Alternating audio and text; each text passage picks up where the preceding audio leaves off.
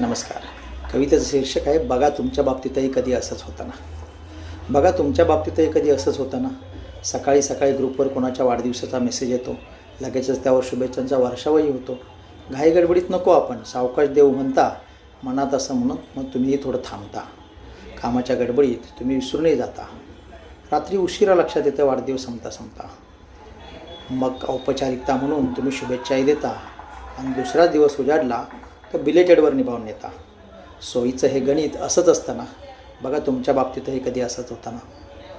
पूजा, लग्न, बारसं किंवा असो मंगलविधी, निमंत्रण जरी असलं तुम्हाला सर्वांच्या आधी, निवांत असता तुम्ही म्हणत आहे अजून अवकाश, तुमच्यासाठी कसं सगळं अगदी सावकाश. अचानक लक्षात येतं कार्यक्रम उद्याच आहे आणि तयारीसाठी तुमच्याकडे वेळही मर्यादित आहे. मग रजेपासून कपड्यापर्यंत सगळीच होते पळापळ, जोडीला कोणी असावा म्हणून असते धावपळ. कार्यक्रम जवळच्यांचाच असेल तर करता जुळवाजुळव, पर दूरच्यांसाठी मात्र कार्यक्रमातून काढता पळ.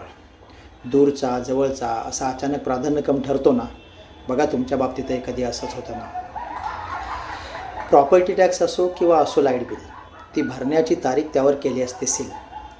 आहे अजून वेळ म्हणून करता टाळाटाळ, पण ड्युलेट निघून जाता होते धावपळ. परीक्षा असो मुलांची की अभ्यासाची वेळ, बैल गेला झोपा केला हा नित्याचाच खेळ. आरोग्य बिघडत चाललंय, नाही व्यायाम तरी, सुधारतच नाही आम्ही आयुष्य सरलं जरी.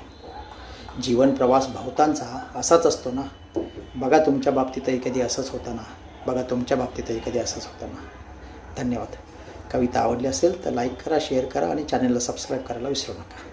बाय.